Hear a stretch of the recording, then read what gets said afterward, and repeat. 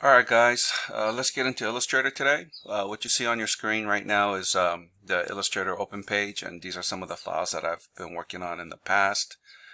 You know what, let's first start off with some things about Illustrator. Now, you guys have been in Photoshop for about a couple of weeks now, and this Photoshop is what I call a pixel based software. So on your screen, what Photoshop is seeing is all just basically colored dots, right? If it's a sky, Photoshop doesn't know that it's a sky. It's a blue dot, light blue dot, maybe some white dots. Now, Illustrator is not a pixel-based software. It is a vector-based software. And what that means is that it's really lines, arcs, and shapes. And, and you'll see later, text is also part of the shape. So I actually use both software depending on what I'm trying to do. Here I'll show you a sample. This is a kind of a logo that I was creating for my son's basketball team. And so this is, text. Kind of like in Photoshop, you can do text, but again, you will have access to both softwares, so I would prefer to do the text in Illustrator and do all my photo editing in Photoshop. And these are shapes that I've, drawn. They're individual shapes and it's not necessarily like click and simple. You really have to draw it. So these are like individual shapes that I have drawn. And the cool thing about Illustrator is that this is a vector format. So meaning, unlike Photoshop, where if you have a low resolution image and you zoom in and it looks all nasty and pixelated, in Illustrator, it doesn't matter how close you zoom in, you'll get a clean line. Alright, so again, depending on what kind of work that you guys want to do, you guys will be intelligent enough to choose between, oh, I'm going to do this in Illustrator or I'm going to do this in Photoshop. I think these are some of my older kind of designs. I have an architectural studio called Studio MA, so I was doing some graphics and coming up with some logos for my business card. Let me see here. Not a very good, this is something that we have to put together literally like in the span of like 3 hours. So we were doing a presentation for a city up near Santa Barbara. And I went online, picked up a couple of images, touched them in Photoshop, brought it into Illustrator, created the boards.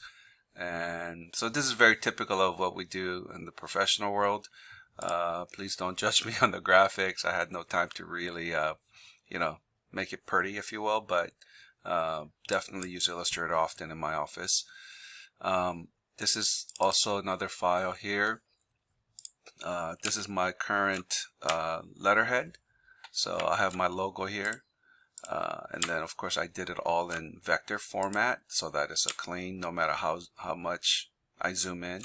So here's my logo at the top, and then my address, and then a slight kind of a logo, which is kind of a, my logo is made up of 1, 2, 3 of these kind of peaks, right? That makes up the letter M and an A. I'm not taking credit for this particular design. It was designed by a young talented graphic designer coming out of Long Beach City. Long Beach State, Nicole. And I kind of did that because I wanted to make sure that, whenever I do something, I have a certain style, and I kind of wanted to get a fresh take on what someone else will come up with. And so it was a collaboration, and she presented a few different designs, and then we worked through. But I can tell you personally, had I worked on this by myself, I probably wouldn't have come up with this design, because my brain doesn't work that way. So anyway, I was quite happy with the result, and so this is my current letterhead. So I took the initial design and then created a letterhead that works for us. Alright, so to our demo. So you guys should have access to a file called Tour1AI. It's actually directly from the Adobe website. So we're going to bring that in and kind of, this is just to kind of teach you how to navigate. So in this one, in this example, somebody's coming up with 1, 2, 3, 4, 5 screen layouts for probably a cell phone design or like an app, right? So Nepal Adventure Guide app. So what they're doing is that they're coming up with 5 different layouts, and it's really a concept board.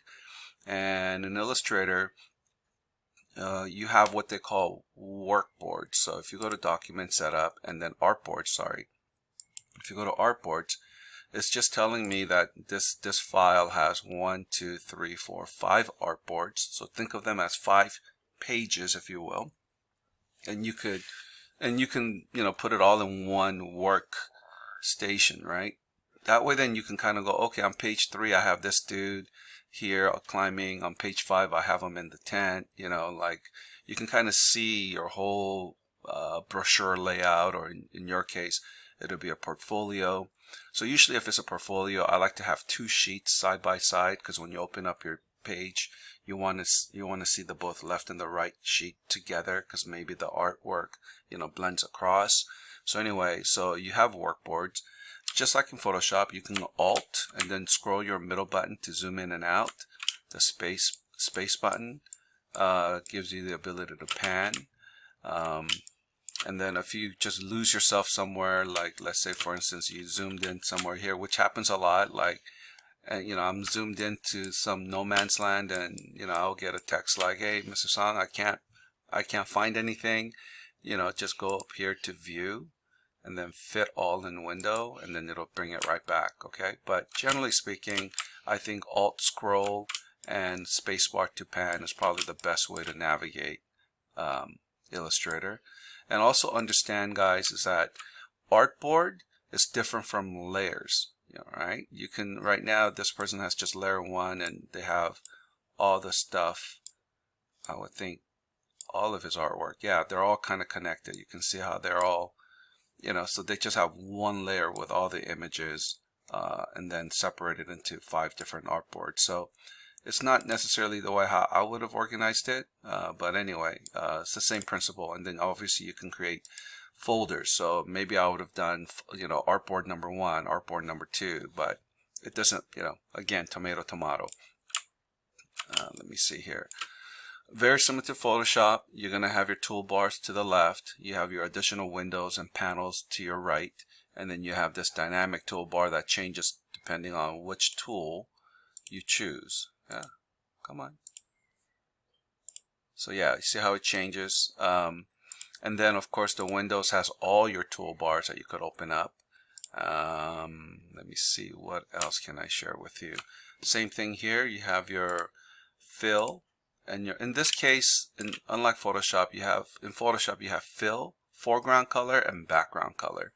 In Illustrator, there's no foreground or background color per se, because it's shape based. So whatever shape you draw right now, by default, it's telling me it's going to fill the shape in with white, and it's going to stroke the outside black. So for instance, if I just draw a square, and of course I'm outside the artboard, and so this is not going to print. And so this is another trick about just keeping all your extra assets kind of floating around so you know what you're dealing with. So this tells me it's a white box with a black outline. So if I zoom in here, you'll see white box with the black outline, and you notice that the outline, the edge of my box is in the middle of that stroke. So meaning if I select that, and here's my stroke, and here's my stroke weight. So if I increase my stroke to 10 points, you see my outline of my box is in the middle, and then the stroke goes wider, from the center outwards. And then of course I can change my outline to be any color I want. Here, let me zoom out so you can kind of see the whole box. And then I've selected it because you can see these grips and highlights coming in. So then I can change my box to whatever I want. So again, so you got the fill color and the stroke color, and then later on we'll get into gradients and all this other stuff. I think that's what I'm gonna do now, or stop here for now. Is just a general introduction. Please open this up and move the stuff around, break it. By the way, these texts are not real text. They've actually already converted them into curves, which we'll get into later. but you can see that every little piece of this artwork, like these 3 bars, they created it with 3 little rectangles that they grouped. So have a look at it, break the file, learn how to zoom and navigate, and we'll see you in the next video.